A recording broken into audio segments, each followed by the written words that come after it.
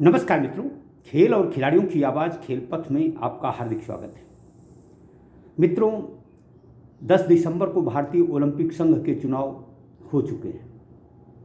इन चुनावों ने भविष्य की राह भी एक तरह से तय कर दी है। सूत्र बताते हैं कि अब राष्ट्रीय खेल संगठनों और राज्य खेल संगठनों के चुनाव भी इसी तर्ज पर होंगे। यदि भारतीय ओलंपिक संघ की तरह ही राष्ट्रीय खेल संगठनों और राज्य खेल संगठनों के चुनाव होते हैं तो यह तय है कि लंबे समय से खेल संगठनों में काबिज नौकरशाहों, राजनेताओं को अब अपने पद छोड़ने होंगे।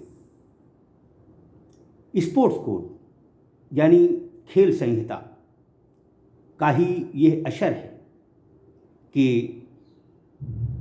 भारतीय ओलंपिक संघ में जहां 50 पदाधिकारी होते थे, अब उनकी संख्या सिर्फ 15 बची है।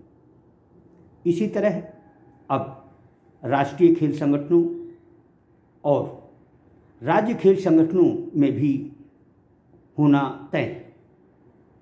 देखा जाए तो खेल संगठनों की राजनीति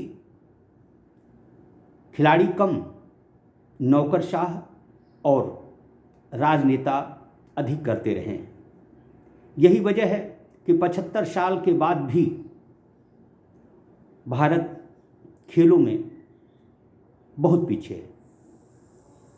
स्पोर्ट्स कोड सिर्फ भारतीय ओलंपिक संघ ही नहीं बल्कि राष्ट्रीय खेल संगठनों और राज्य खेल इकाइयों पर भी लागू होना बहुत ज़रूरी है। यदि यह होता है, जो कि होगा भी, इससे बहुत सारे दिग्गज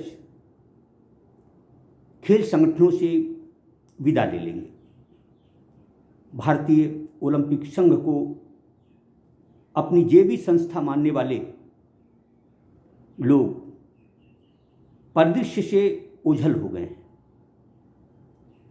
दरअसल यदि मंशा ठीक हो तो असंभव कुछ भी नहीं है। यल नागेश्वर राव ने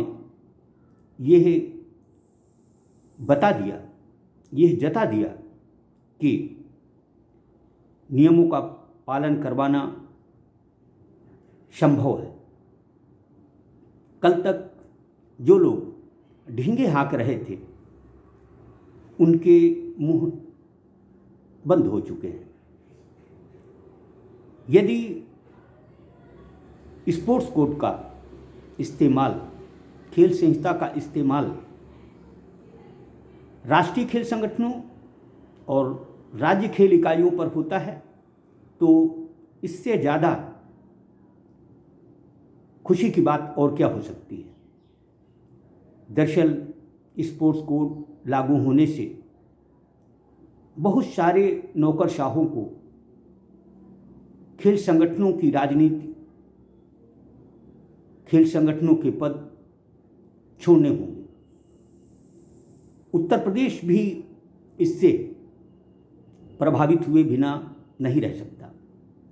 देखा जाए तो आनंदेश्वर पांडे, नवनीत सहगल, आरपी सिंह जैसे न जाने कितने लोग लंबे समय से खेल संगठनों में काबिज हैं। इन्होंने खेलों की बेहतरी के लिए क्या किया है ये बताने की ज़रूरत नहीं है। उत्तर प्रदेश ही नहीं, मध्य प्रदेश में भी बहुत सारे खेल पदाधिकारी खेल संगठनों को अपनी बपोती माने बैठे हैं। अब इनके दिन भी लदने वाले हैं। अब ऐसे पदाधिकारियों को न केवल खेल संगठन छोड़ने होंगे बल्कि अपने मातहतों को आगे बढ़ाने के भी प्रयास करने होंगे। दरअसल हमारे देश में कोई भी पद यदि छूटता है तो लोग सबसे पहले अपने घर परिवार की तरफ ध्यान देते हैं। जैसे कि भारतीय भारोत्तोलन संघ के अध्यक्ष सहदेव यादव ने हाल ही आगरा में हुए उत्तर प्रदेश भारोत्तोलन संघ के चुनाव में अपनी पत्नी को अध्यक्ष पद दिला दिया है। उत्तर प्रदेश भारोत्तोलन संघ में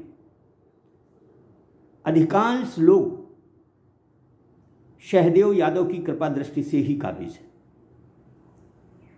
सिर्फ एक ये उदाहरण है, हर खेल संगठन में यही सब कुछ हो रहा है। हॉकी की कमान उत्तर प्रदेश में आरपी सिंह लंबे समय से संभाले हुए हैं, तो उत्तर प्रदेश ओलंपिक एसोसिएशन आनंदेश्वर पांडे की जेबी संस्था है। लेकिन अब इन्हें खेल संगठनों से विदा लेना होगा, इनका समय आ चुका है। आनंदेश्वर पांडे भारतीय ओलंपिक संघ में कोषाध्यक्ष रहे हैं, लेकिन अब वह भारतीय ओलंपिक संघ में कुछ भी नहीं है। आनंदेश्वर पांडे को देर सवेर उत्तर प्रदेश ओलंपिक एसोसिएशन से भी विदा लेना होगा। हैंडबॉल में अब उनका कुछ भी नहीं बचा है। तय है कि स्पोर्ट्स कोड सिर्फ उत्तर प्रदेश मध्य प्रदेश ही नहीं, हर राज्य के लिए मुसीबत का सबब बनने वाले हैं। सूत्र बताते हैं कि खेल संगठनों में जिस तरह भारतीय ओलंपिक संघ में कार्यकारिणी में संख्या निर्धारित की गई है, इसी तरह से राष्ट्रीय खेल संगठनों और राज्य खेल संगठनों में भी पदों की संख्या सीमित होगी। अब देखना ये है कि यल नागेश्वर राव की तरह राष्ट्रीय खेल संगठनों और राज्य खेल संगठनों के चुनाव निर्विघ्न और खेल कोड के तहत कराने का कौन प्रयास करता है। यदि ऐसा हुआ तो तय है कि बहुत से लोगों को बड़े बेआबरू होकर तेरे कूचे से निकले वाली स्थिति से गुजरना होगा। जय हिंद, जय भारत।